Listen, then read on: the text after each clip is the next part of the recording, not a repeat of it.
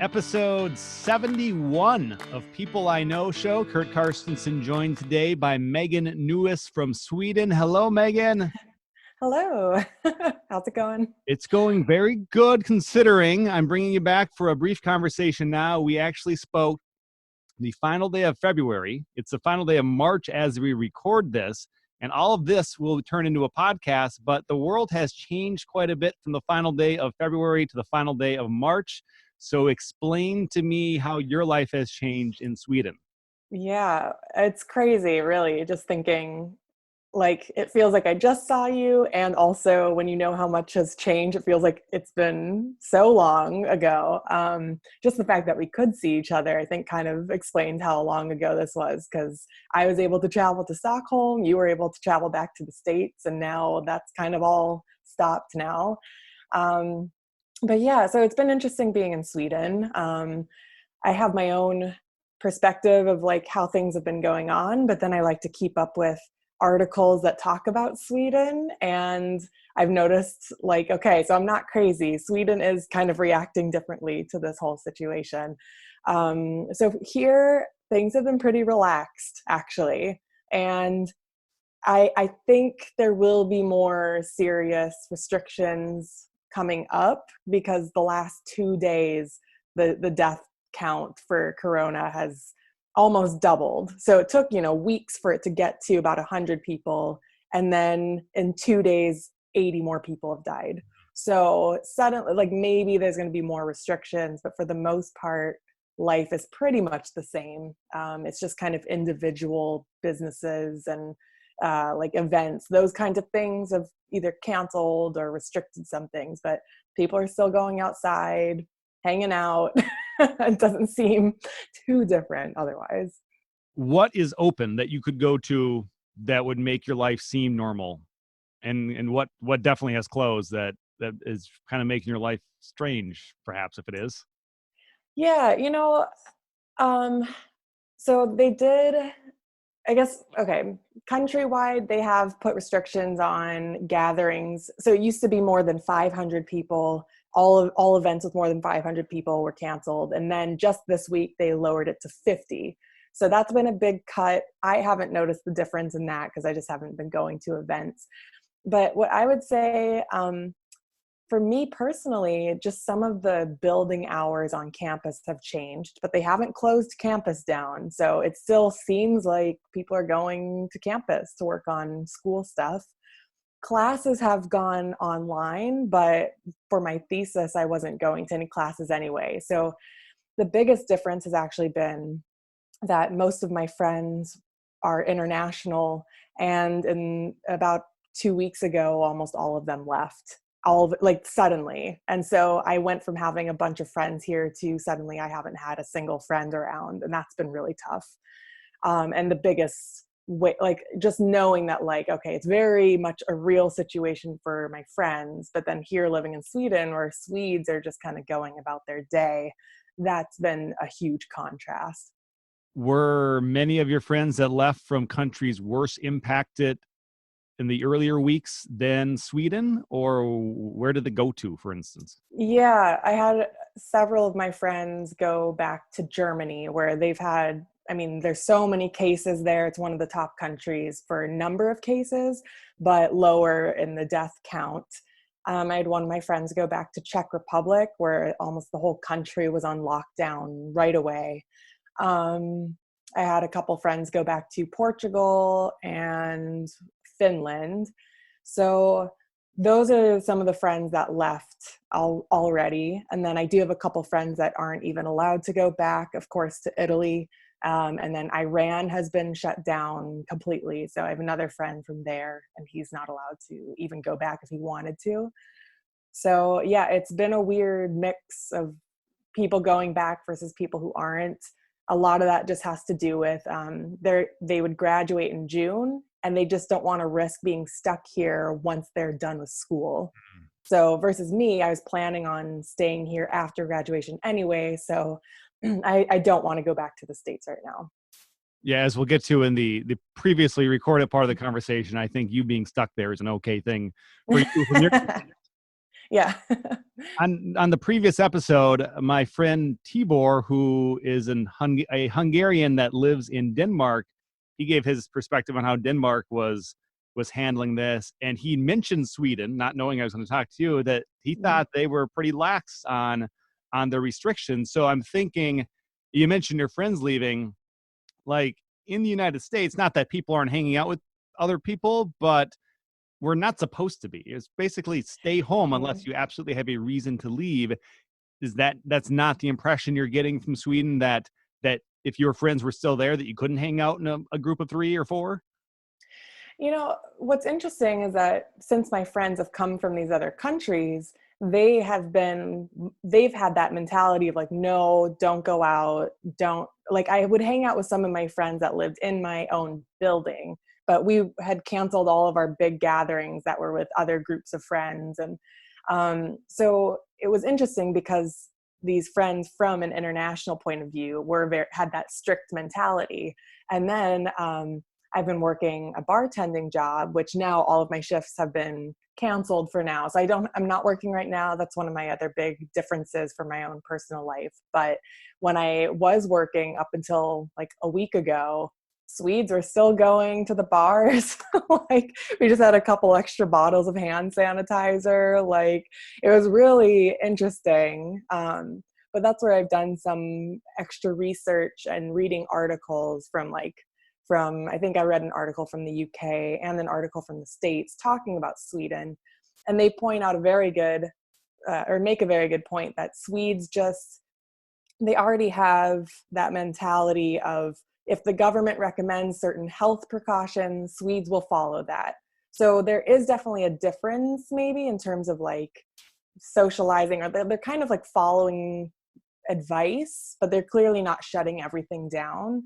And so that's where there's been a lot of like arguments made. We'll only know if this was the best idea in the long run. We don't know now, but history will tell, that kind of thing. So yeah, I know. I also had that impression right away. Like, why is Sweden the last to react to this? Because I would think that Sweden would be one of the first. Like, they always seem to be very proactive in these types of situations. And then Norway completely shut down, and Denmark. So suddenly we're just like this isolated country anyway. So I don't know if that plays a factor. It's like right now everyone around us is shut down. So why should we, in a Yeah, way? I it don't know. probably does help. It isn't like people are really coming. Are the borders closed? People can fly into Sweden, or no, like non-citizens? Um, I don't know. I almost feel like all the other countries have set those restrictions. No, So no. then it kind of just naturally affects us as well. Stockholm has had the most cases and the most deaths. So I know that has a little bit more attention in terms of traveling. But yeah, I don't think it's completely restricted. But that's a guess. I actually don't know. I'll continue to follow the numbers as we're recording this, and this is on Tuesday, the 31st of March. United States has the most cases by far recorded in the world. Sweden was 21st on that list. United States, 4th most people have died. Sweden, the 12th. So that's like, Sweden's still fairly high to the top of the rankings globally, and is taking the approach that you're describing. Yeah. Yeah, it's just interesting. I don't know. Like, I think 2 days ago I might have been saying something very different, but the fact that the death count has almost doubled in 2 days, I think we might start seeing more regulations. And so I've been trying to update as often as I can on just Swedish news sites to see if they've made any more announcements, and nothing new has really come out yet. So yeah.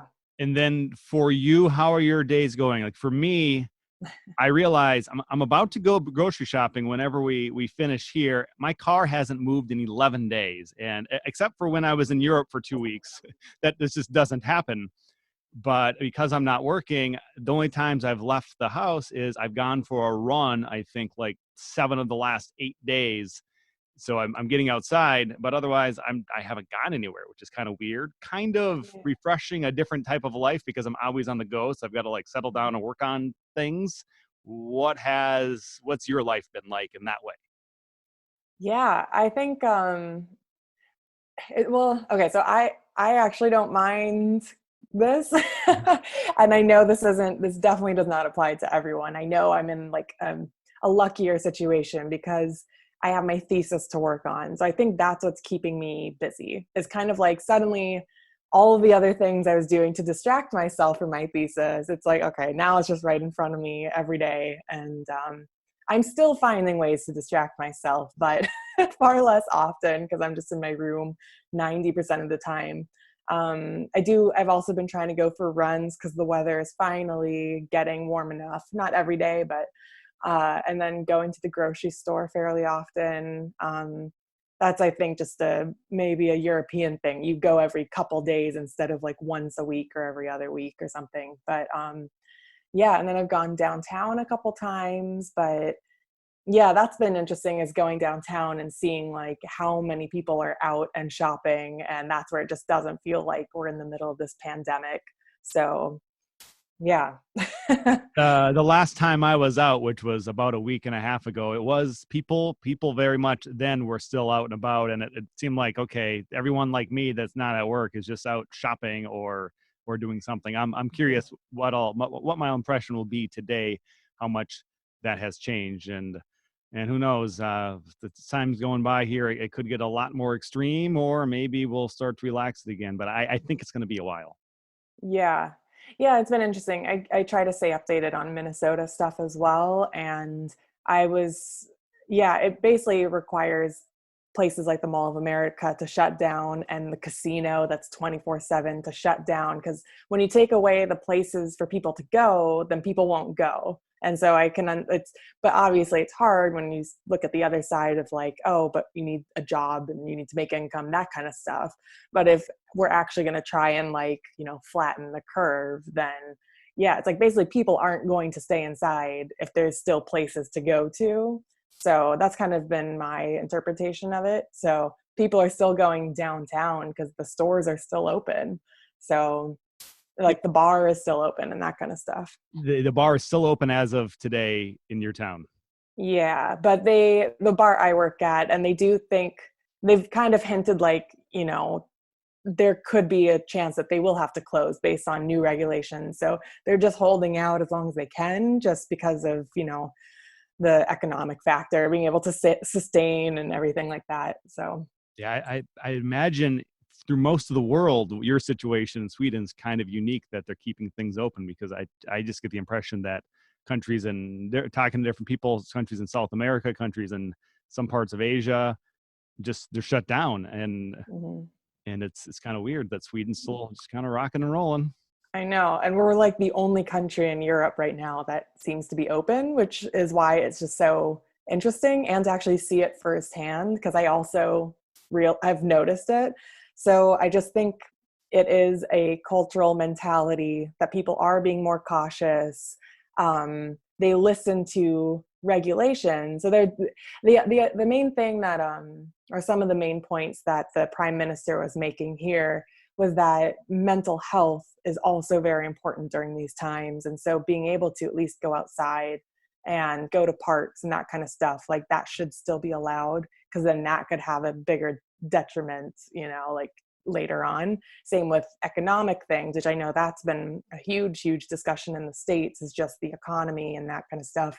And so our prime minister here was like, it's, in the long run, it is important to make sure that we don't completely shut down everything. So I think, yeah, it just we'll just have to see how the numbers end up going. But Meagan, yeah. it's like we're living through a social experiment, and the researchers that do their job well will be able to see precisely which countries, what maneuvers seem to be the most effective and which ones were not. And we're going to find that out in, I guess, the coming months and years when it's all discovered who did really well and who was like the worst. And I feel like the United States is one of the worst, and we were just a little bit ahead of Sweden, but I think a lot of the stuff was kind of the same. We're about 2 weeks ahead of you with closing things down, if things start to close down soon in Sweden, which I think when the death toll starts to jump up, that's just kind of what happens. Yeah, exactly. So. Meagan, thank you for recording this intro to our full conversation. And I think there's a lot for people to stick around and watch and listen to the rest, as you've been living a fairly interesting life recently. Thank you. Yeah, thanks for having me. Meagan Nouis joins me today. Meagan, Stockholm, Sweden. It's the final stop on my trip. And here you are. Yeah. And the reason I'm here is because you're here. Aw, yeah. Why in the world are you here? So I love Sweden. I fell in love with Sweden because of Stockholm. So the fact that you get to see it now is actually just really exciting. I first visited here in 2012. I was studying abroad in Italy. I'd studied Italian for a few years, but I'd always wanted to visit Sweden. So once I finally took a trip up to Stockholm, it was a gut feeling that I was like, this is where I need to be. The people are just my kind of people. I liked the culture. And it's just kind of been this like straightforward vision I've had ever since. Like, I want to move here and live here. So yeah, here I am. I don't live in Stockholm right now, but I do live 2 hours west of here right now. So it's what, about 8 years of just positioning your life to get back here as often as possible, and then now for approaching a year, I suppose, like a little over 6 months. Yeah. You've been living and studying for a master's program. Yes. Yeah, it's been a long time coming. I think like my friends and family, no surprises when I finally moved here. They've been hearing about it forever. So the dream would have been Stockholm, but I actually did live in Stockholm in 2014 for 3 months, and that just kind of solidified everything, that I wanted to really live here and give it a shot, and for more than 3 months, because that's just not enough time to really feel like you're a part of a culture. And so, yeah, I spent another few years studying the language and figuring out a plan. And so for me, it was getting a master's degree. So I became a student and found a school a couple hours west of here because I have to pay tuition, and it was cheaper. But and I thought it'd be nice to try a different city as well, because I know Stockholm pretty well. So explain that. Previous guest Tibor, who was from Europe, studied for free in Denmark. You're from the United States, and you're studying in Sweden. Yes. How does that compare to if you were doing the same type of program in the United States, and if you were European, how would that be different? Yeah, so the biggest difference for an American studying in Sweden is that we do have to pay tuition. The thing is, it's still just worlds cheaper than school in the US. So it's like, I feel like I can't complain too much because I actually am still getting a cheaper education. But if I were actually part of the EU, all European citizens get free tuition in Sweden. So yeah, I'm one of the few people at the university that actually has to pay tuition to go there. And I'm not sure how it works vice versa. I mean, I think everyone has to pay tuition if you go to the States, but then you qualify for different scholarships and that kind of stuff. And we were chatting a bit earlier today. How long do you think you would need to be a resident here or live here, or do you need to be a citizen to get the free education like others get? So I'm not 100% sure, but my understanding is that Swedish citizens get free tuition, and to get citizenship, you have to live here for 5 years consecutively. Okay. So yeah, it would be a long time. And also just to live here for 5 years is already a task in itself, because you can only stay here if you either study or if you work or if you, I guess, marry or live with a Swedish person. So yeah, that by that time I've already done schooling, and yeah, it'll be a while before I hit the 5-year mark. You have other ties to Sweden. I want to get to that in just a little bit. We used to work in the same place, and kind of I knew of you, I'd see you, but we didn't really talk until probably just a couple months maybe before you left for here to live here and study here. And one of the first times I remember talking to you, I heard about this big time TV appearance you had. It must have been sometime since you first visited here, and probably, but still a few years ago. You were on a game show. Yeah, okay. I was going to say you had a successful run on a game show a few years ago. I sure did, yeah.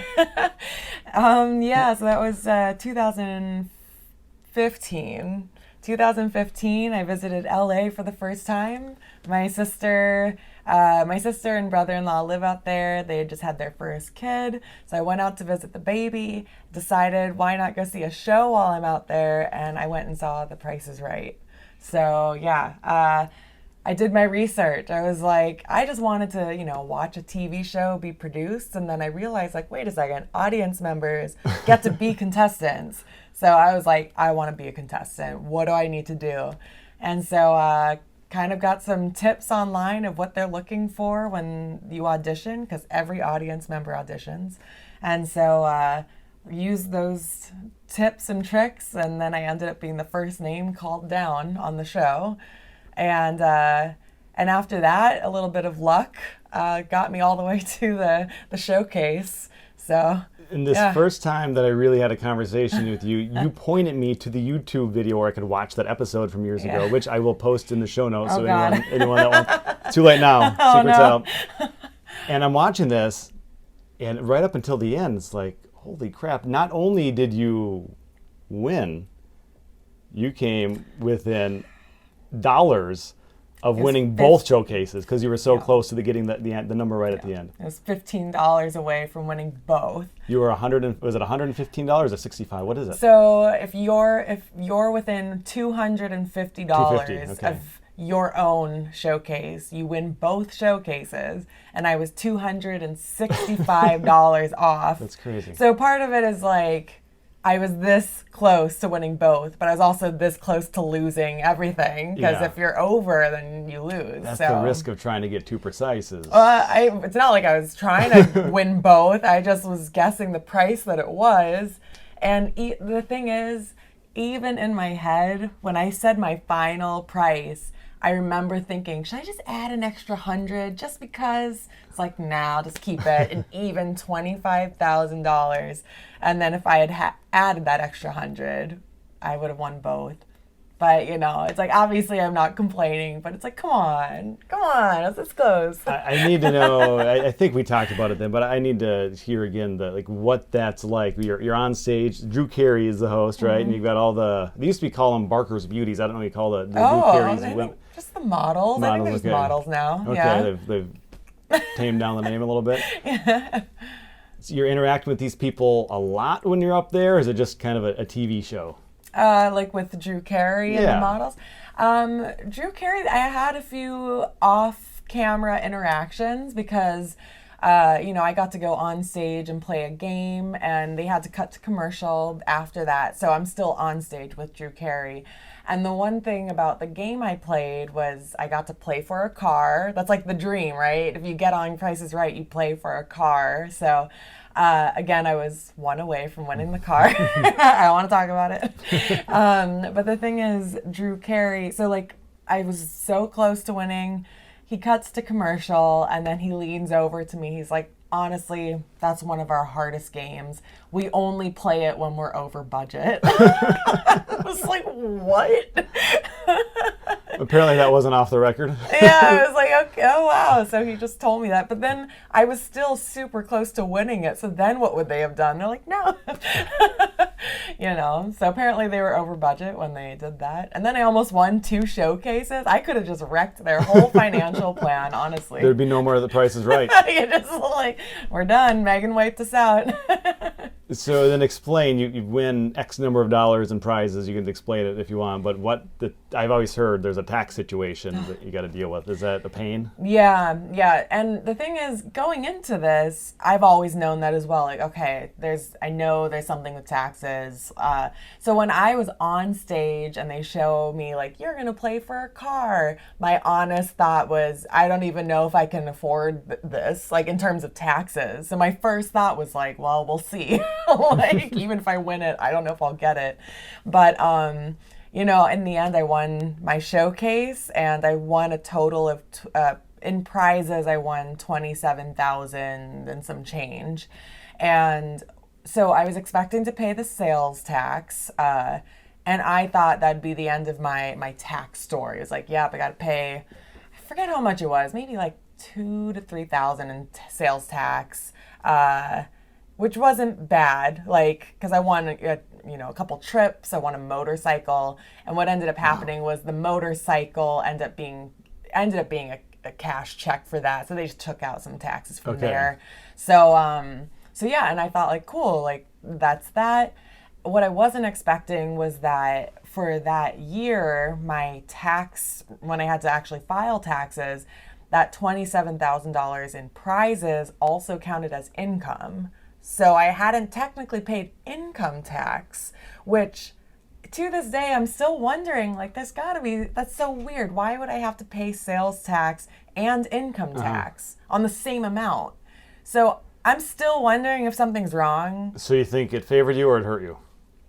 Well, so I would absolutely still go, like, I'd do it again, no problem. But it was that extra hit, because then I had to pay taxes that year. And that was another, like, $2,000 hit. So that's what I wasn't expecting. But I'm also confused because that, like, to me, that's not income. You know what I mean? Like, because they also, like, other than the motorcycle, which I did receive money for, I won trips. Like, how do you value trips as income? I think that's how it works, though. They put a number on something and it gets more money out of you, Meagan. But it was worth it. Yeah, you know, Okay, and you went on the trips? I went on both trips. Where were they? So I went to Orlando, Florida. So the thing with my episode was that whole week of episodes, each day was a different decade. And so audience members had to dress like the decade that they were on the show for. So yeah, you start on Monday, and I think it starts with the 70s. So by the time it got to my episode, I was the 2000s. I think it was on the Thursday or something, because 70s, 80s, 90s, 2000s, and then 2010 was Friday. So yeah, so all the prizes were like 2000s themed. So with my showcase, I won a trip to Orlando, Florida, and to visit Harry Potter World, because Harry Potter was really big in the 2000s. And is that a thing that you were into? Oh yeah, as a kid, for sure. Yeah, so I got like VIP passes to Harry Potter World or Orlando Studios. And then my other trip, so then I won a motorcycle. You know, I'm wondering what that connection was to, somehow that was related to the 2000s. I don't know. I'm going to watch back the episode again. Okay, we'll figure out, because they connect it somehow. They're like, oh, you know. But then the big trip was to New Zealand. And that was because of Lord of the Rings. So that's where they filmed Lord of the Rings. And with that trip, they always have like a little bonus prize, like while you're on the trip. And so that was a helicopter ride. And they sold it as like a helicopter tour to show you where they filmed different spots. And the tour had none of that. But regardless, I still rode a helicopter. In New Zealand on a trip. In New Zealand, yeah. That was a prize. Yeah. And you got to take people with you on these? I got to take one person with me on each trip. So I took one of my best friends from high school to Florida.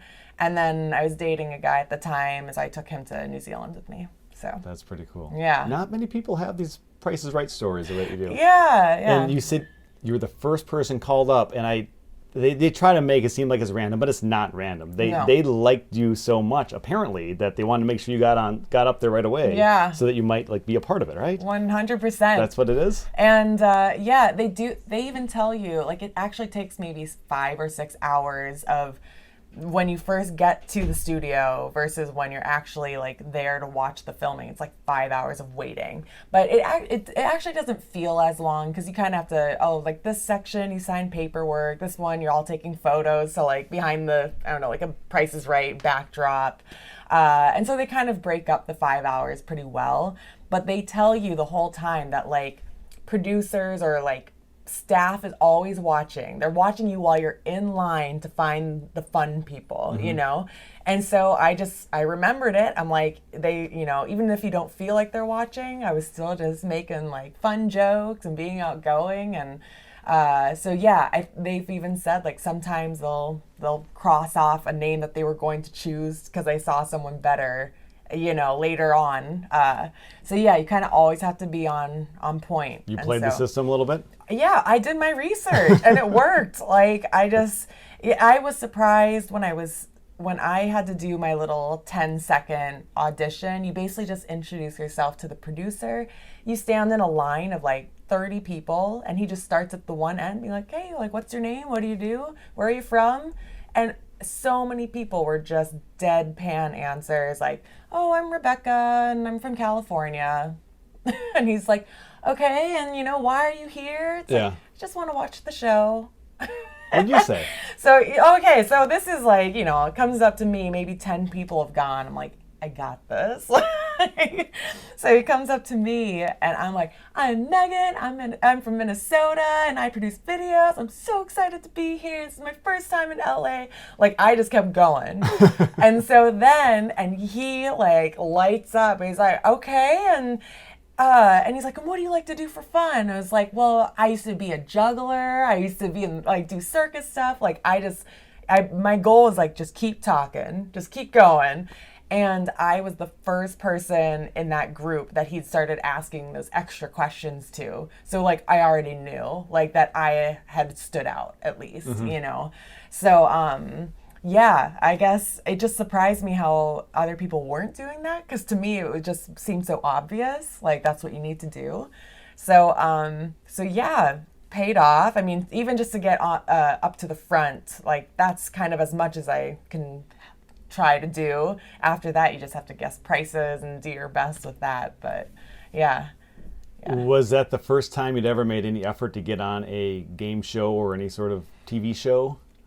Yeah, I think so. I mean, living in Minnesota, there's not really those opportunities. So it's kind of like I wanted the full LA experience. I went for it. And the mistakes that I've made, I've tried to see showings or tapings of shows, and I don't think of it until a few days before the trip, and it's usually too late. Not always, I think, with some shows, but a lot of times you need to be well prepared.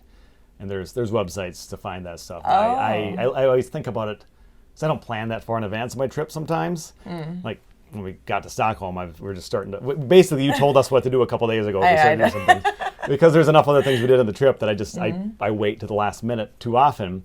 But if you want to see a show, a live taping, I've learned this the hard way. You need to, sometimes weeks in advance, sometimes months in advance. Like when I was in New York, I thought maybe go see one of the late shows, like on, I don't know who's out there, Fallon or Jimmy Kimmel. Or Colbert's out there, I think, and then the John Oliver on HBO. You could have seen that, but you have to really months in advance. Some of those things. So some of those I would shows. Like to see one of those in the future, just because it's kind of cool. These are fun shows. And you really get to see those behind the scenes things. You get to see them do retakes of certain bits, and then when you watch it back, how they show it on TV, you kind of know the secrets that like they took out or this was produced and that kind of stuff. So, yeah. And you'd mentioned the film production background a little bit. I think we'd probably talked about that previously, but I'd forgotten about that.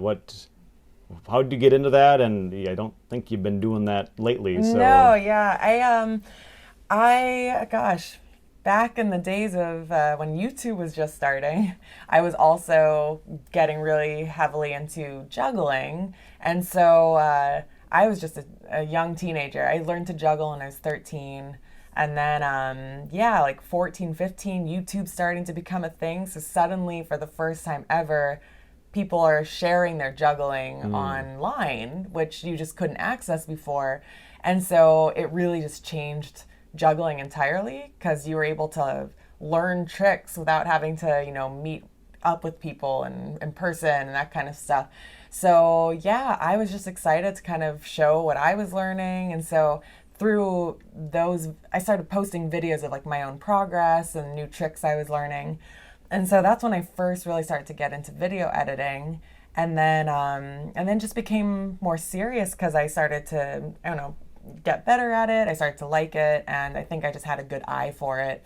So I had actually done a complete switch over to audio production at one point, because I realized like I'm not very visually creative. I think I'm okay with telling the story, but I'm not the one that likes to do the big like graphics and like framing really beautiful shots. Like I can make it look good, but I don't have the eye for it. So, but I do think I have an ear for audio. Okay. So I totally switched, went into radio production. I worked at a radio station when I was in college. But then after graduating and living in Stockholm and coming back and looking for a real job, I found a video production job, and that was the one I got. So suddenly I'm doing video again, and I did that for 3 years. But I left that job to work at the casino, and honestly, I've never missed video production. Like, I think I would enjoy it now if it's on my own terms, but making videos for someone else is not as fun, you know? If it's not a topic you care about, and if it's like the deadlines for no reason, like, Yeah. it just kind of took the fun away from it for me. So I could see myself getting into it again, but yeah, it's been a nice break, honestly. I like with the podcast, and I've added video over recent months to try to, just get it potentially seen by more people in more places. There's still a lot to learn, to improve at, and I'm going to be putting in the time more and more to get better at all these things. But knowing that it's my creation motivates me way more than if I had to edit someone else's stuff. I agree with you. I don't know that I would be that into dealing with someone else's podcast so much. Like, yeah, this is my thing, so I'll do it, and I'll try to make the most of it. But I can see why working on other people's things is, if you don't really feel like you're a part of it. Maybe I'm sure some of the things, like the big motion pictures and other big projects, can be pretty powerful. But if you're not to that level, I'd imagine there's some things you have to work on that it's just like, oh, this sucks. Yeah, exactly. So, but then again, if you really just are proud of trying to make the best of everything that you touch, then maybe it's not that bad for some people. Depends on how you approach it. Yeah, well, and sometimes it's just when it's not fully up to me, like I can come up with something I like, but then when there's a client on the other end, and if they don't like it, that's where it can be frustrating. When it's like they're not the ones making it. So you feel like your own professional opinion. It's like, well, I know you want to change this, but I don't think that's good. Yeah. How do you tell someone that? But yeah, it's been a few years now since I've worked in video production, but I've made some videos on my own since then, and it's got brought back that I don't know, motivation or that just energy again. And so I would actually love to start making more videos, even like this style or kind of those commentary videos. But right now, my big issue is just lacking equipment. You kind of need a big production to start. Maybe. I mean, like, I don't even have the basics. I don't even have a camera, and then I don't have the microphone, and then I don't have the light. You have a phone. My phone, I feel you improve the phone to the one that I know. If I can upgrade to that type of phone, then the sure. iPhone Pro Max 11 or whatever it is. Yeah, I know. That would be awesome. But for sure, audio and then lighting. So it's just, you got to have all those elements, I think, before you can really start to make videos. So, and I'm also a full-time student, so I should work on that. Yeah, I suppose. You got to study sometime. Yeah. We've got the Price is Right. We've got the juggling on YouTube. So did people watch that? Like, besides other jugglers, did you get some decent views on some of these? Was it entertaining? I would say it was mostly jugglers, okay. For sure. Yeah. Do they still exist up there? These juggling videos, or did you take them down? I don't know how to find them. Okay. Well, I'm going to search. No. Here's what I'll have to say. It's like every now and then I'll get someone being like, I found your old videos, and I'm always like, oh no.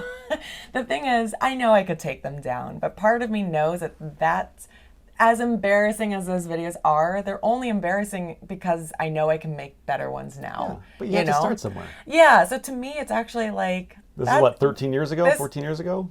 When you put it like that, holy crap. I don't know. Maybe not quite that long. No, but that's just it. I think I'm 27 now, so we're probably talking like 13 years. So yeah, you know what? 15-year-old me making juggling videos with crap equipment and still making something, like, I'm proud of it. It's embarrassing, and I look like a child because I was, but it's up there. I can't be too embarrassed. We'll get to the personal growth segment later, but that's like with what I'm doing with the video and with the podcast. I know some of the stuff I've done probably could be better in some ways, but I think if I'm just on a progression upward of getting better at all these things over time, it's going to turn either I'm going to get really good at something and be able to use that elsewhere, or this is going to get pretty good. So regardless if I keep on doing things that make it better.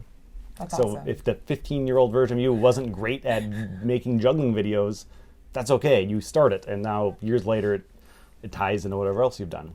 Exactly. So we got Price is Right, the juggling, and the video production. And I know you told me at one point, big fan of reality TV. Mm-hmm. So tell me that progression, and that will lead into the thing that I want to talk about. Yeah, I know.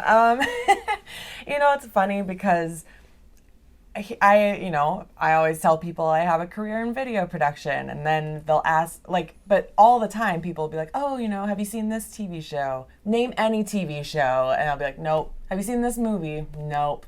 I don't really like movies. I don't watch TV. And they're like, but you make videos. I'm like, I get it. I don't have an answer. It's just how I am, Like, if someone sits me down and is like, watch this TV show, I'll probably enjoy it. Or TV show like sitcom drama? Is that what you're talking about? Yeah, like a very, like, if someone's like, oh my gosh, you haven't seen Game of Thrones? Okay. I'm like, no, and I don't care. But if someone was like, watch it, then I'll probably enjoy it, and that's fine. Yeah, I agree. But I'm not going to choose to sit down and watch it.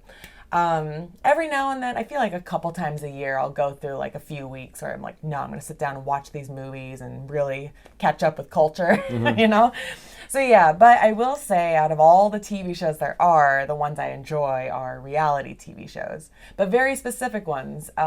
So one of my favorite shows has always been The Bachelor. Okay. Although if I have to say this season with Pilot Pete, terrible. There's a few seasons that are thumbs down, but I still, like, deep in my heart, I still know that, like, that's what got me into, like, reality TV. My recent obsession has been Love Island, UK, and Australia, but usually UK. I've seen some of The Bachelor historically, but not Okay. in recent seasons. Okay. And Love Island, maybe I heard that it existed. I don't know. So yeah, like, I'm so out of the loop on these things. I don't know how many people are going to see this or hear this, but, like, I've watched... 1 billion. That's okay. Well, they can know how much Love Island I watched, because the season just ended in the UK like last week. You guys don't know how many hours I spent catching up on that, because like I was behind. Like, what was it? I'd never watched a UK season, only Australia, and then UK had, what was it? They had like 50 episodes. They're 45 minutes each. I watched the whole season in like a week. How? That's like a full-time job. It's a good thing you're not like studying for a master's degree or anything. This is before I got an actual job. So it's like the week I could have been really studying, I watched Love Island. And what did you gain from that? Besides, obviously, the entertainment pleasure that I you really must like. learned differences between accents, between like Scottish and like South London That's versus, important. If you're going there. I or feel like meeting people from now there. I can finally, like, I can talk the talk. I learned a lot of British lingo.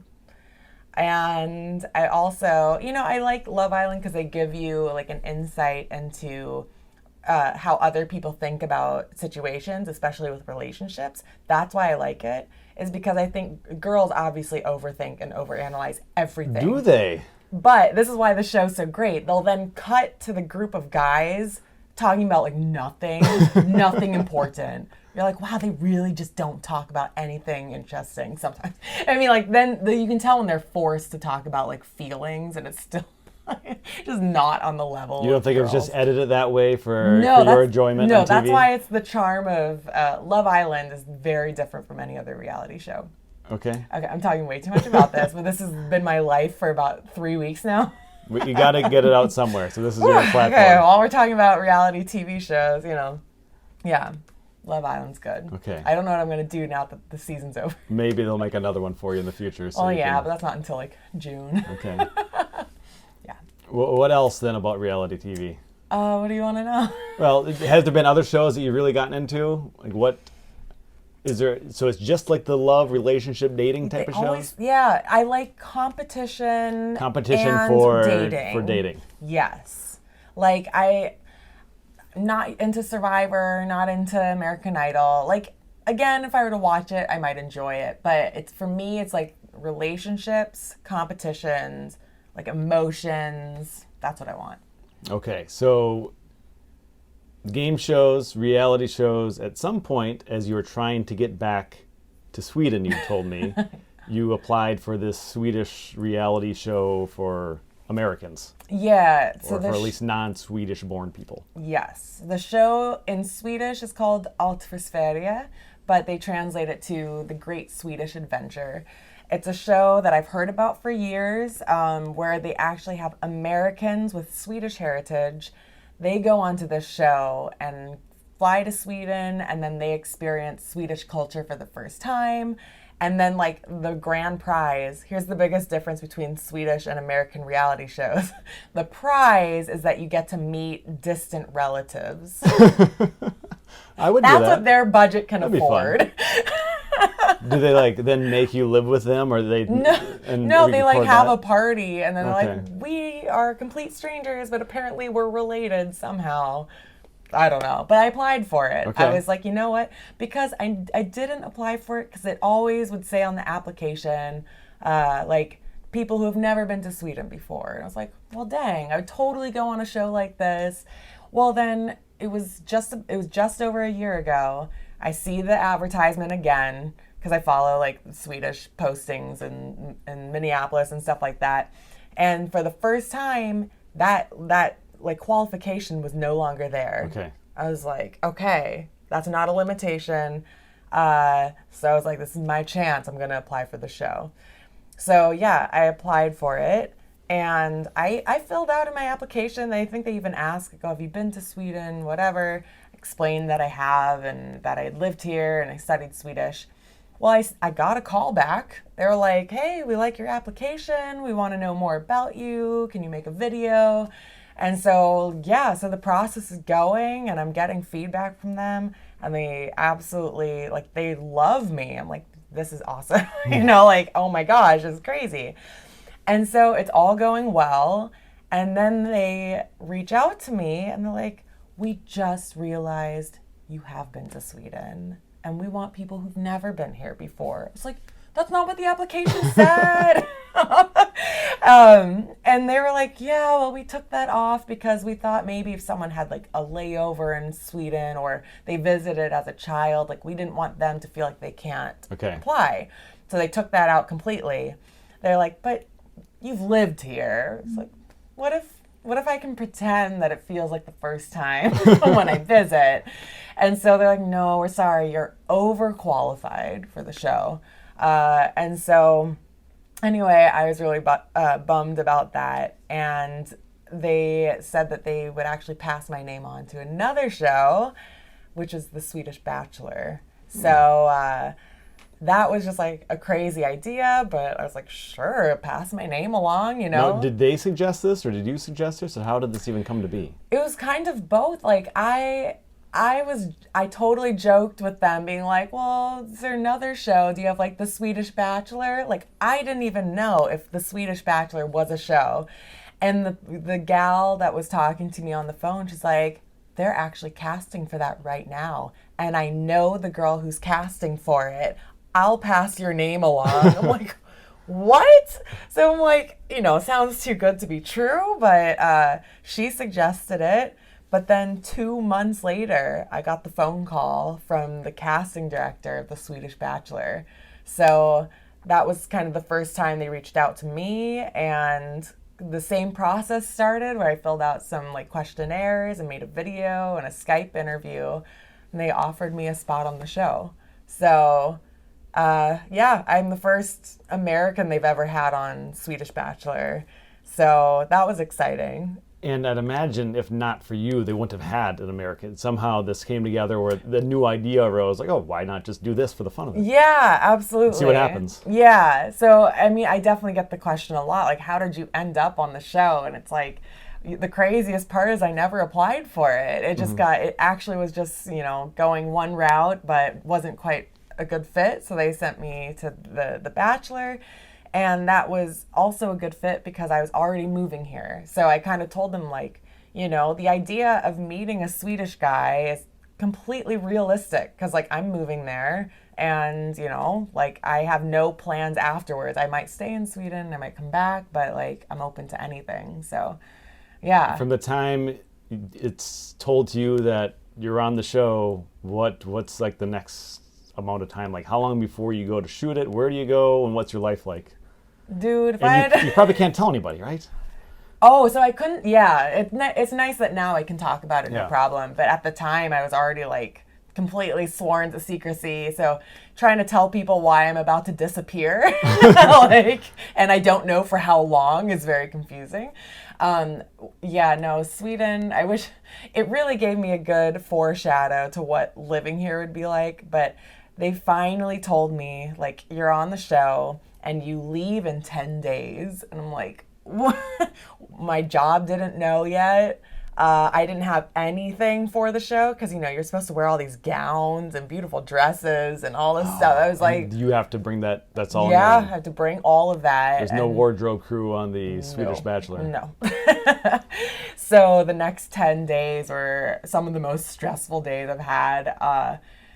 So just preparing for that. And then I flew to South Africa. So that's where we filmed. Where in South Africa? So there's Johannesburg, but then I would say that was the airport that we had one layover, and then we flew into Durban, which is right on the East Coast. Mm-hmm. And then from Durban, it was like a 3-hour drive north. We were in the middle of an African savanna. But someone was there to pick you up and some of the others that were arriving at the same time? Or at what point do they take care of all the details so you don't have to think about it? I don't know if they ever fully solved anything. Really? So you're kind of on your own until you show up there? No. I was on my own from Minneapolis until my layover in... Where was it? I had a layover in Israel. Like I had a layover where I actually had to finally meet up with Swedish people that were also flying to South Africa. But the first half of the trip I was on my own. And then there was already Swedish television crew that was already in South Africa when we got there. But we had one main coordinator that was with, there's a group of eight girls, and they wouldn't tell us how many girls total would end up being there, but our group was 8, and we spent 3 days together, just the 8 of us, before we actually started filming. So, and then when the show actually started, then we realized there were 22 of us total. Yeah. So, yeah. I don't know. Do we want to spoil what all happened, or you want to give a couple highlights? Because I'm sure you can get into a ton of detail, but how? Sure. I'll leave this to you because I mean it's happened, and the people that care about it most probably already know what happened. Sure. But is it, first off, before we talk about it, is it available if someone wanted to stop right now and just pick up with your season of the Swedish Bachelor? Could they find it? So here's the thing with that, and this is totally on my own responsibility here, because you can't stream it from the US. I have tried everything. I've told people how to download VPNs, how to, basically any sort of backwards route to try and stream it, and I have not found a possible way. So then what I started doing was, because it's also in Swedish, so it's like if people from the US are watching it, they're not going to know what's going on anyway. So I started translating the episodes, and I've translated 12 full episodes into English. So that is available on YouTube. It is, okay. Yeah, I think even if you search Bachelor Sweden English, my videos show up. Okay. The problem is I've only recorded 12 of them.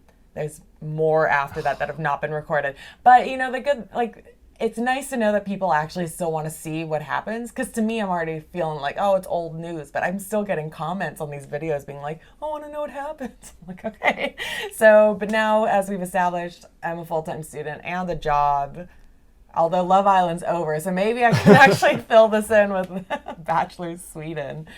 Okay, so I'll make sure there's a link so people, if they want to find it, they can find it. But that's up to them now if they don't want spoilers. But I want to know a few more things about this. Okay. So you start, you're there. You're there. What is it like being on a show like that with all these women around? And so the goal is to become the woman that this man chooses in the end. Is it more about I want to be with this guy, or is it more about I just want to win? Oh, so it's interesting because I of course was comparing it to everything I know about US Bachelor. So I'm thinking this is going to be like a direct copy, there won't be many big differences, and that's what probably surprised me the most was just how different the show was.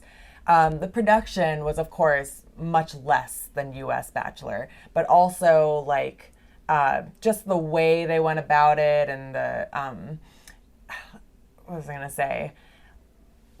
Just so less produced, less forced, I think, and just the way they kind of do different dates and that kind of stuff. So that surprised me. in the U.S. Bachelor, there's way more cattiness with the girls. And, like, honestly, we were a big happy family for about 3 weeks. Okay. Spoilers, you know. But the other big thing, oh, yeah, because you're talking about, like, are we there to find love or, you know. I was totally there to meet the guy and hopefully date him. I was like, you know, I saw a video of him before I went, and it's like, he's very cute. It's like, you know, you don't really know someone until you meet them. But one reason why I've always been interested in being on a show is because I'm someone who's like, heck yeah, I'd totally do that. So wouldn't I be compatible with a guy who would also totally do that? Yeah. Like, in my head, like, I think it could be possible to meet someone that way. So I guess, I don't know. In a way, I was maybe more naive than I realized because I don't think many of the girls were interested in that. And that surprised me. Also just, oh gosh, now I had it and then I lost it. It's all right. We'll find it. Yeah, well, maybe. Maybe. I want to jump. Yeah. I do want to throw in this detail. Okay. One thing about this season. So first season ever in any country of The Bachelor. And this is happening in a lot of countries, I imagine. Yeah, I think there's like over 20 different countries Okay. that have The Bachelor. But Little did we know in the United States. Sweden is the first one ever to have a second Bachelor. So a second guy shows up. A mystery. No one knew. No one knew. Well, yeah, production knew. But, like, genuinely all the girls. The first Bachelor, Simon, he didn't know. So that's a huge deal because suddenly he's not just the only Bachelor. And now 2 guys are competing for all the girls on the show, you know? So that's actually one of the most interesting elements about our season specifically is first and only to have 2 guys. So it was actually a really interesting dynamic because all of us went there to meet the first guy. And very quickly, many girls are like, actually, the second guy is a little bit better. And so, yeah, just that balance. Some girls are dating both of them. And then it's like, well, who are they? They have to choose too, you know? So it's not a love, well, I suppose it's a love triangle or it's like a love. it was a lots of sides, polygon. maybe. That's like just anything. And then how far, so you mentioned you have 12 episodes that you've like cared enough about, put the time in, whatever, to put up on the internet. How many episodes was this season? This is why I don't like to tell people because I think they're going to be scared away. Okay. Although let's remember, I watched 50 episodes of Love Island a week. So it's possible. There's supposed to be 40 episodes. 40. Yeah. It's crazy. And how many of those were you still on for before? I think. Now, is this a spoiler? I don't know. Actually, well, like, I warned Yeah. people that the spoilers are coming. I think I'm in like 32 episods. Really? So yeah. So that's what I mean. I really got to finish making this. And you made even, it a long ways. even after I leave the show, I still should just, then there's only 8 left, you know? Like, yeah. No, I stayed for 5 weeks in South Africa. And it must have not gone on much longer than that. No, there was only 2 weeks of filming after I left. And then, so yeah, filming was a total of 7 weeks. And then when they aired it, it aired for 10 weeks. So yeah, it was 4 episodes every week. That's why there's so many. So, yeah. 4 episodes, and you were telling me it's still one of the higher rated shows in Sweden. Yeah, although this is the first year they ever had 4 episodes a week. I think the last year they had 2 episodes a week. So you think it's a little too much for people to keep up with? Yes To me, and it no. seems like an hour episodes, 2 hours, how long? Hour. Okay. Well, you know, I would say yes. I think it's hard to keep up with it on a daily basis. But what I've realized, based on my Love Island experience, is that then when you miss a couple, you get to binge watch. That's honestly such a fun, like, you just like settle down and catch up and you just sit for a few hours. That's kind of fun, actually.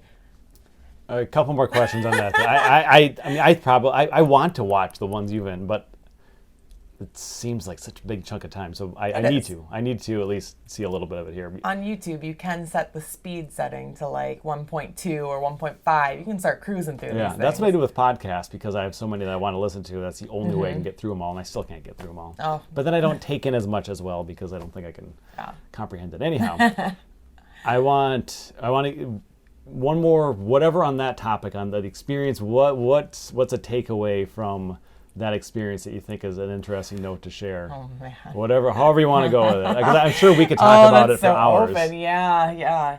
There's a lot of different takes I could give on that. I will say, I would absolutely do it again. A lot of people ask me that, like, any regrets? Like, no. I think it was an awesome experience.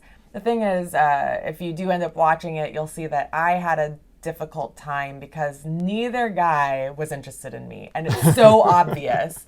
But I'm still getting roses, So I obviously know producers are keeping me around, which is fine, like flattering because producers liked me and whatever. But do the producers encourage the guy to give roses to some people they want to have him keep there?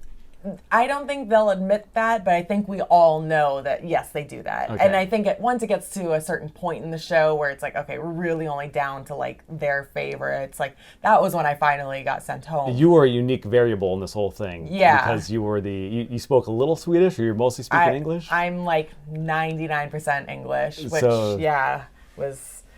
I think that was one of my... disadvantages, I mean, both guys could speak English just fine, but, that does kind of put already like this obstacle there to like get to know each other. Did you feel like an outsider? A little bit, yeah. But and it wasn't just the language. I think it was also because, a lot of the girls on the show maybe do have like the full lips and the Botox and the fake hair and the fake boobs, and I'm sitting there like, that's so not me, but so like in that sense, I was also maybe a little bit different from the other girls, but at the same time, I got along with the girls really, really well. It was just frustrating to go there expecting to go on dates and then to not get any dates for 5 weeks. You had no dates? I technically have 2 picnic dates. Okay. But like, both dates I went on were maybe 2 hours at most. And meanwhile, all these other dates are like 10 hours long. Oh. So it's like, of course they're not going to get to know me, So, and then it's like, in 5 weeks, I spent maybe 4 hours on dates total. So then all the other days, I'm just waiting. Because you don't know when you get to go on a date. So for me, it was just the everyday waking up, hoping you're going to go on a date, not getting a date, and then saying, well, maybe tomorrow. And it's like 8 a.m, and you're already like, hope something tomorrow will happen for me. So what do you do when he's gone on a date and you have a whole day to kill? Right. This is where people always like roll their eyes because it's like, okay, for 1 week, this is awesome. You get to just sit in the sun and watch Netflix. They did have a TV room, thank God. If we didn't have the TV room, that would have been half of our entertainment. Love Island? No? No. Oh, I wish. No. I didn't have any books with me, so I ended up finding a book at the villa. I was reading Great Expectations by Charles Dickens. Like, that was my entertainment. Great Expectations, sitting out in the sun, talking. Well, then all the other girls are talking in Swedish, so me trying to talk with them. Took a lot of naps. Like, 1 week of that, we're good. But 5 weeks of that, I was going crazy. So yeah, it's just then everyone's like, but you were in South Africa. I'm like, that wasn't the problem. And you couldn't communicate with anyone outside of that space? Is that a rule? They actually, every Sunday, they gave our phones to us for an hour. So it's like you're in prison in a way. Yeah, very nice prison, but yeah. Your freedoms are very limited. Yeah, but even that's so lenient. Like most reality shows, you don't get your phone at all the whole time. So it was actually really nice that every Sunday I'd have an hour to like text my mom and call. What's it like being without a phone for a week at a time, or all but 1 hour in a week? It's just, it's nice, It just, you realize how much your phone is more of just a filler. Mm-hmm. So it's hard when there's nothing else to fill your time. So, because there was nothing else. It'd be different if I had other activities to work on, or I don't know, anything. If I had brought proper books and not just reading Charles Dickens, that would have been nice. Were the other ladies? Did they have? If they had books, you couldn't read them anyhow. Yeah. Well, hey, I can read Swedish. Well enough to like really enjoy a big book? Not to enjoy it. That's the problem. Like, I could probably read it, but there'd be enough vocab, and then I wouldn't have my phone to translate. So you won't be learning the way you'd want to. Yeah, like, and that's just it. Like, I am okay at Swedish, and now that I've lived here for another 6 months. This is about a year ago that you filmed this, right? Like 10 months maybe. Okay. Yeah. So, yeah, and so it's like I could have gotten by, but yeah, I've never really enjoyed Swedish books because they're still a little too advanced for me, you know, how they tell the story and everything. So, yeah, for me, it just was a boredom issue. Yeah. You finish filming, you come back to Minnesota for a while, and then you return here at work. So we're in Sweden right now. And I remember kind of knowing about this before you were headed here, like thinking you're going to be a celebrity. And you're a little bit of a celebrity. Like, you're living in this place that people will recognize you. Yeah, it's weird to move to a place and then people recognize you. So you had That's a couple weird. weeks here where no one knew who you were. Nobody. And then you started to, did you feel a shift in like people coming across you in some way? Like, they know who I am, don't they? Not so much in like, I really don't feel like I get eyes staring at me, which is nice. But even if I did, I'd know why, at least. I think it'd be weird if it's like, why are they staring at me? It's like, I kind of can tell if they know it's because of The Bachelor.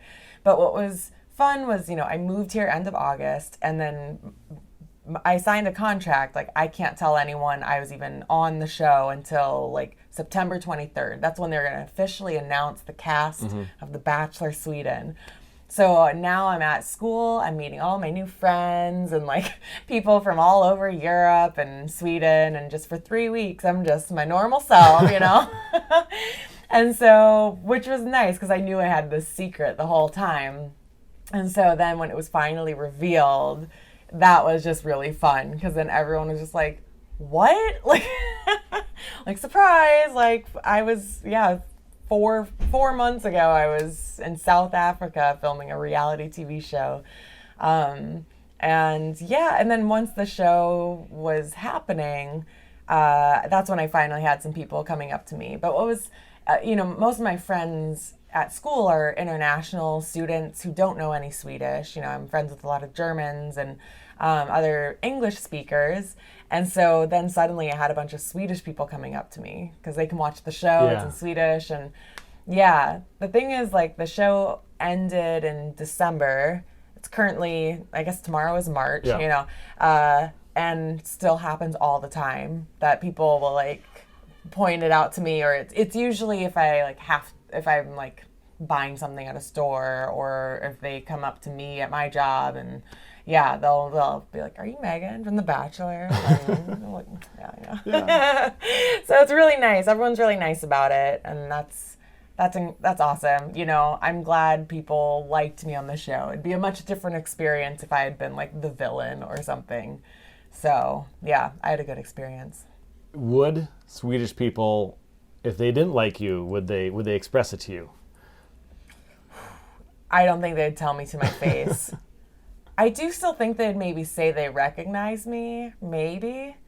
But I feel like every person that has said something has also followed it up with like, oh, like you were on The Bachelor, I loved you. Like they kind of like throw that together, which is always really nice to hear. So yeah, so far no hate comments in person. Every now and then I've seen like a couple mean ones on Instagram or something. Not on my own page, but it'll be like posted on the Bachelor page, and then someone will leave a comment about me. And a couple times I've replied in just a very like, if they make a comment that just isn't accurate, I'll reply with my own response, and then they'll like delete their comment. It's like, okay, like, so clearly you had nothing to back that up, so I won.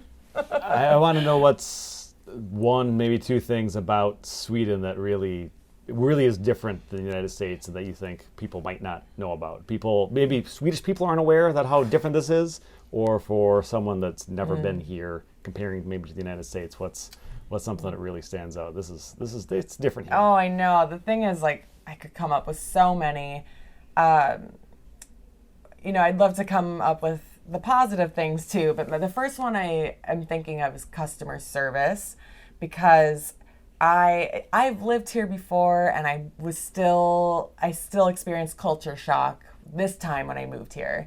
And it was through customer service, because anytime I've needed something done, something fixed, nobody like has that urgency or motivation to solve the problem themselves.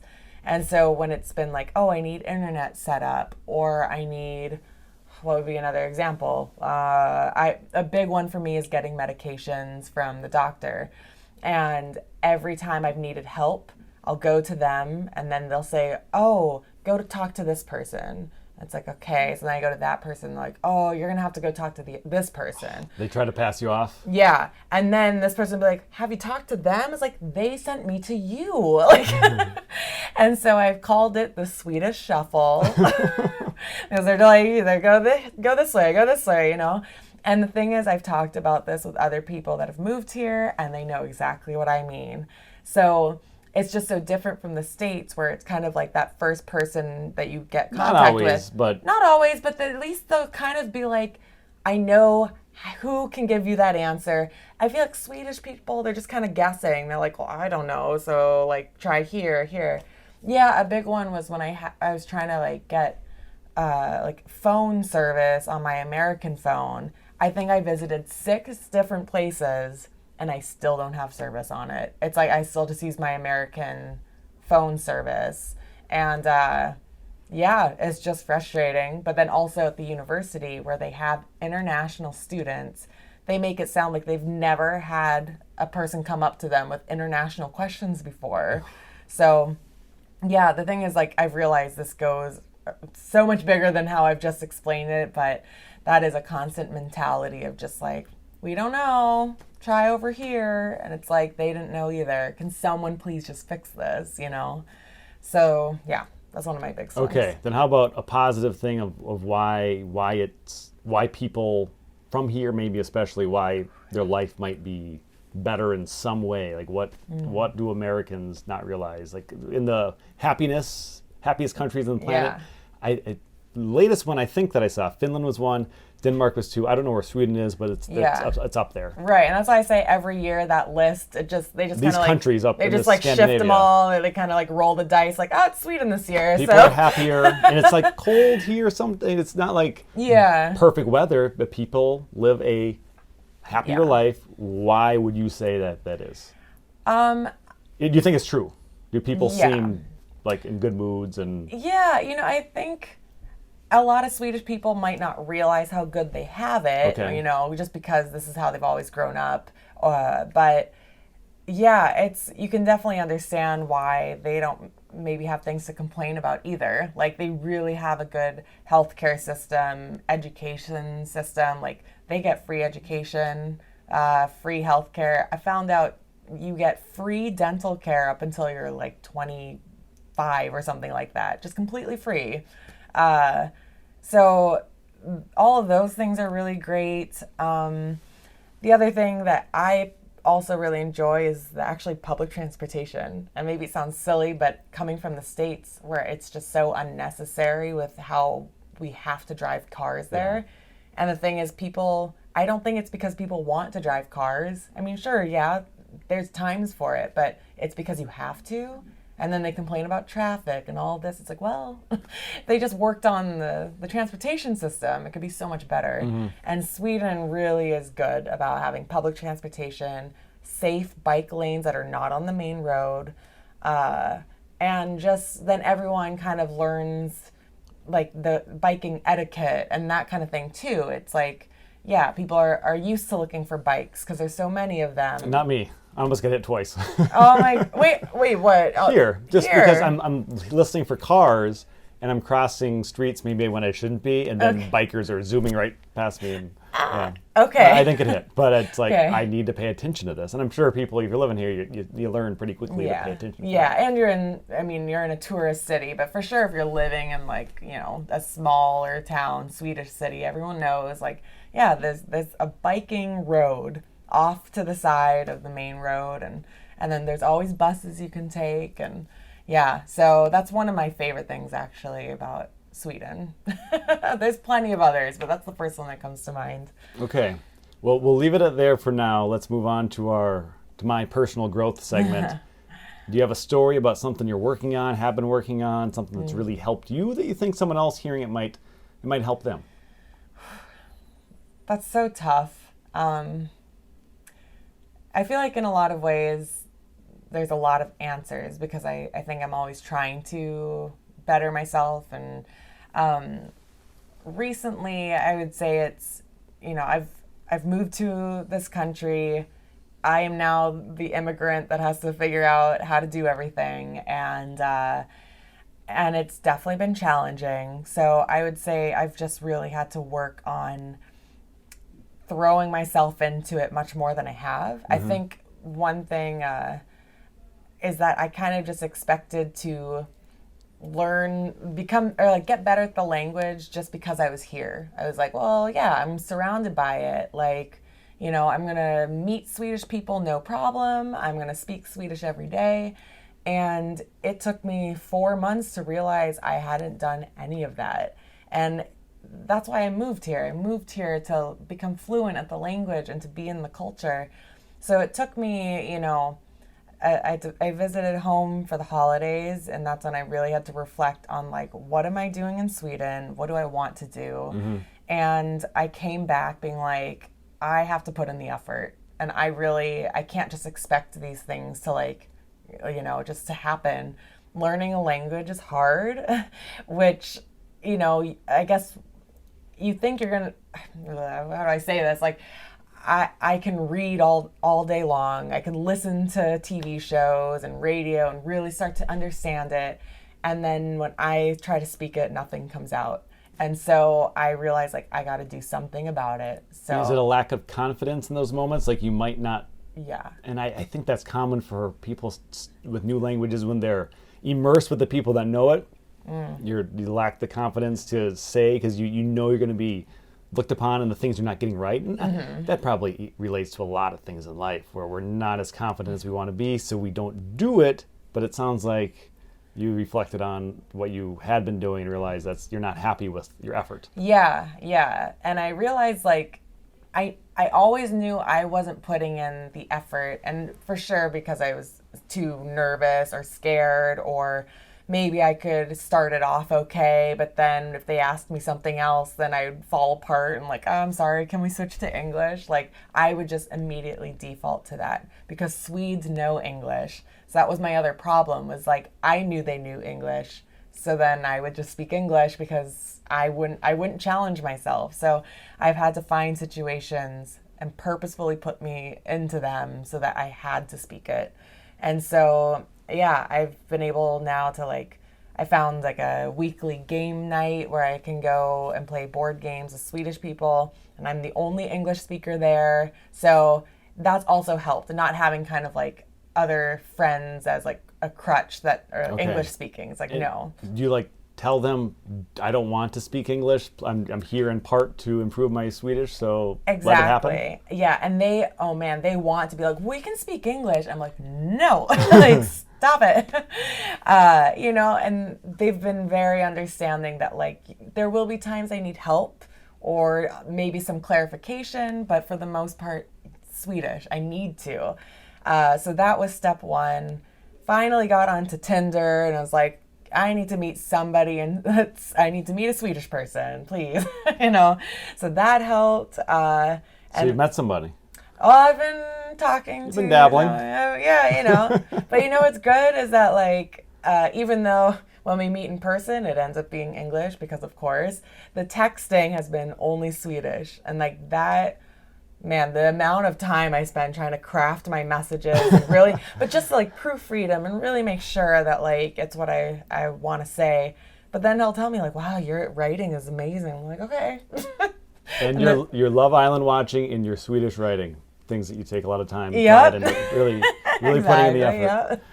And then the third thing was getting a job. And so that's very new. I'm in my second week of actually now working at a Swedish customer service job. So I am speaking Swedish with every customer.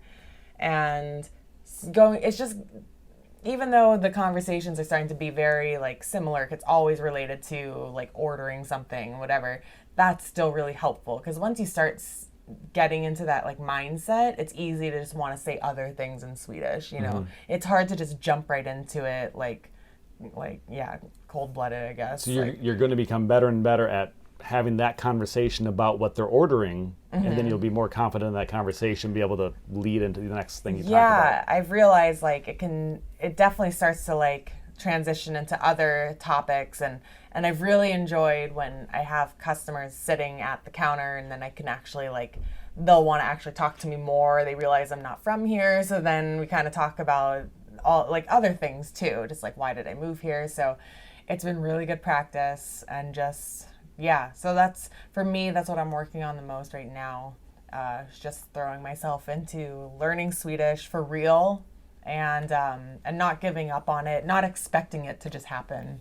And based on our conversation earlier today, it was a few months of being here, then going home and reflecting, as you just mentioned, that, okay, this isn't what I came for.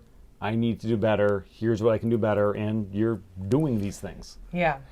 So yeah, great. Exactly. Good for you. And Thanks. Everyone in all aspects of life, if there's something you're not feeling like you're doing well enough at, you need to have that conversation with yourself or get input. But there's a greater effort to be put forward probably with anything. Yeah. And you get a better, happier result. Yes. So you're happier now than you were a few months ago here? So much better, for sure. Like I'm at least proud of the effort I've done.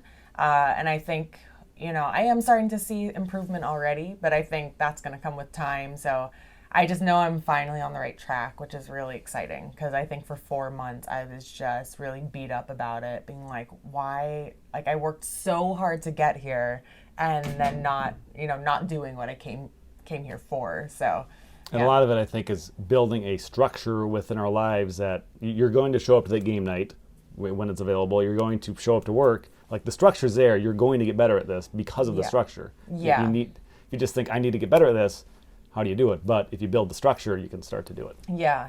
Yeah. I think I needed to have that place that like, now I have that responsibility, or, you know, I have to go there. So now it's like, I don't have a choice. Yep. Yeah. Not having, I know I need that myself sometimes. Yeah. What about the being wrong segment? It's really about changing your mind. Through this podcast, I've shared stories and had conversations with people that relate to me having changed my mind or me being wrong. I think I used to be wrong about something. However you look at whether or not you were wrong at something or you change your mind, a story you can share where you realize you're really thinking differently about something in a really big way, like maybe like a big 180 in your life. Yeah. When you told me that this was part of the segment, that like, I know it connects exactly to what I just mentioned, but I think I'd realized I was wrong in just assuming how I was going to learn Swedish. So that was my first thought, was like, it does kind of tie together personal growth, because I realized I was approaching it wrong. Yeah. So I do want to put those two in like the same, put that into the category as well. But it would be nice to have another answer to that. But now it's hard to think of something specific, because I think that's something I've worked on for many years now, is to admit when I'm wrong and to be okay with it. And so now I'm like, there's so many, but what do I choose? Yeah. Like it doesn't have to be like the biggest thing in your life, but to me, it's those big moments, if you can find one in your memory, that's like, where it's like, oh my God, I've been doing this wrong. And I don't know if everyone experiences it that way, but I've had a couple of those mind-blowing experiences where it's like, oh, why? How did I miss this for so long? Why was I doing this way? There's a better result ahead. There's a better life for me ahead by just realizing this is the path that led to now, but no more. I've got to do it differently. Man, it's hard to think of something outside of my current situation. Well, what do you have an example of, like something you've realized? Yeah. Which one do I want to come up with? See, it's hard. Well, I've used different ones in the past. I would say like one of the things I've thought about, and like where I grew up in a small town where I didn't interact with people that were different. I mean, not people from different countries, not people from different races, not people from different religions. And I think over time, if the setting that you're around, you're growing up, is to look at things a certain way, that's who you become. And it's taken a number of opportunities, both traveling around the world interacting with people in customer service jobs where they're unlike me, where the initial, there's a hesitation initially of, okay, I used to think of these people in some way because of whatever reason. And then the more time I spend around people that are from different places, like, we're all the same. Yeah, we have these different backgrounds that lead to us being different in these ways. But ultimately, people are people. And to the core of it, you can really find reasons to like almost everybody. If you like hit on the right subject and have the right type of conversation, you can really connect with anybody. And so now I live my life just preparing to connect with anyone, no matter where they're from, if I'm able to communicate with them in a way. And it really has opened up a lot of opportunities just to feel the love that exists in the world around me. Yeah. So I was wrong the way I might have looked. I've seen someone in the distance and like thought something about that person. No, that should not be doing that. It's a human thing maybe, but I don't think it's a healthy thing. So you got to snap out of it. Man, it's hard. I feel like I started to think of some while you were talking, and then I realized none of them are about to lead to like a wholesome realization. Well, I feel like it's almost opposite, where I was too naive, and then I realized like, oh, actually. Let's go with it, because I feel like anytime someone on my show talks about one of these things, it's going to be relatable to someone, many people out there that haven't thought about this similar thing in their own life the same way. And whether or not that person makes a change, they don't need to. But to have someone else give this perspective that they maybe have never heard might be useful. Gosh, I feel like this doesn't quite fit into It's okay. the exact There's question. no parameters.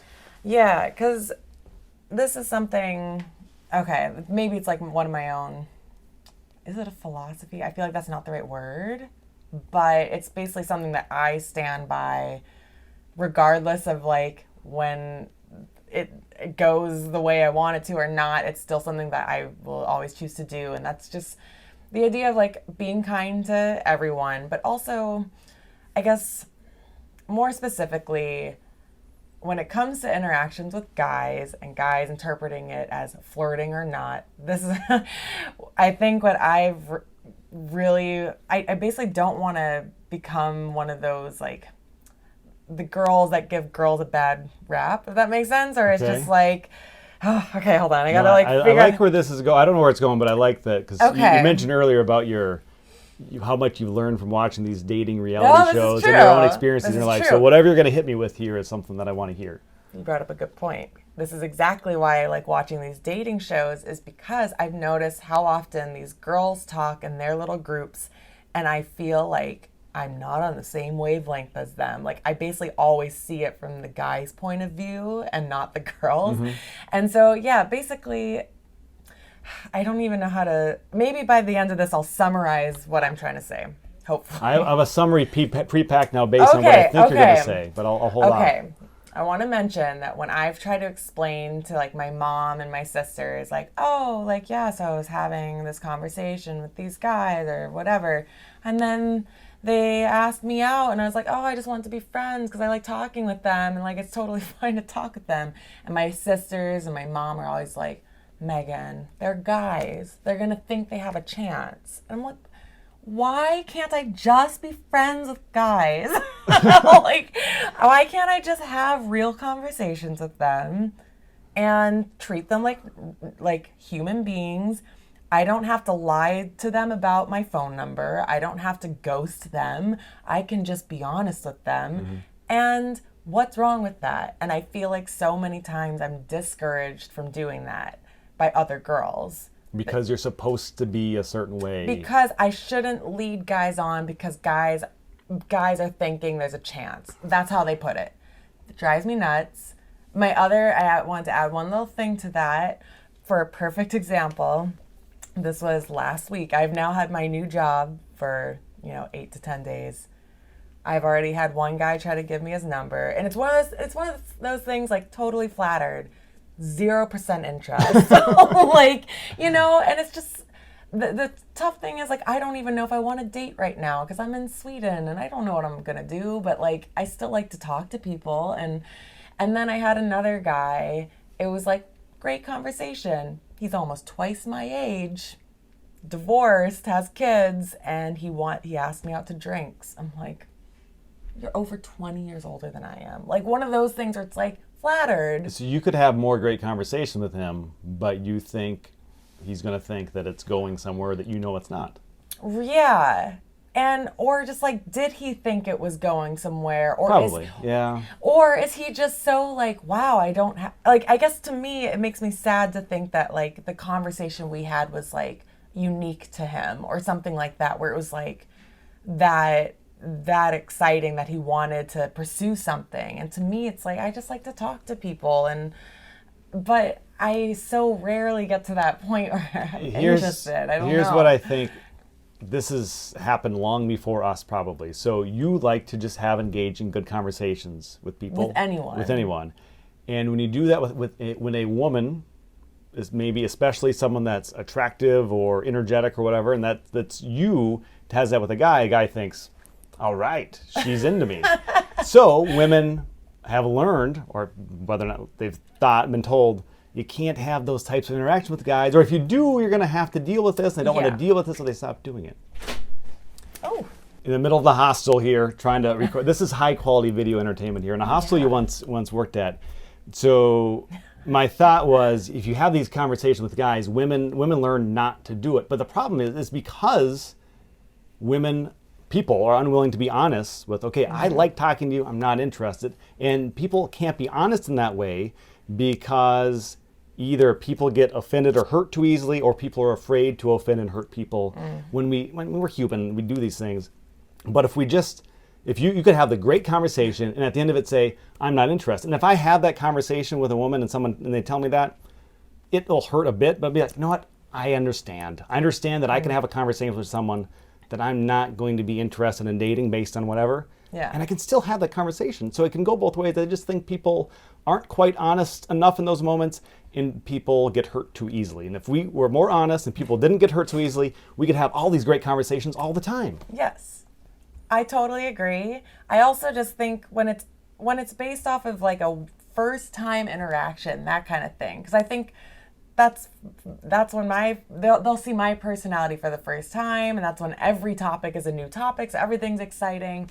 And so it's like, I guess when it's like both these instances in the past week, they've met me once and they're already trying to like make that move, and now I'm already like dreading seeing them again at the bar or something. It's like, because I don't want there to be that expectation. I just want to enjoy conversation. And yeah, it's just, it's like I do keep getting into these types of situations, and it's like I know the pattern, but that's why I still refuse to change how I treat people, because like that's just frustrating that I have to do that because of these situations. So maybe you're wrong, maybe you're not wrong, maybe other people are wrong, but you trying to navigate through this way other people do things, and this experience leads you to be just kind of unsure of how to proceed, but you're going to still keep being yourself and deal with it, I guess. Yeah, it's like because I don't want to come off as a bitch or like shut these guys down or lie about like, oh, I have a boyfriend. Like I hate that. I hate it. Don't do it. It's like, why can't you just be a real person? Be more honest, that's all. Yeah. And so, yeah, it's like here I am complaining about it, but I also know it's like because of what I've done. It's a hard balance, and I still don't want to change that behavior either. So, I don't know. Meagan, thank you for the conversation. We should finish now. Yes. And we'll enjoy a little bit more of Stockholm with you. Thanks for spending the day with us. Yeah, thanks for having me.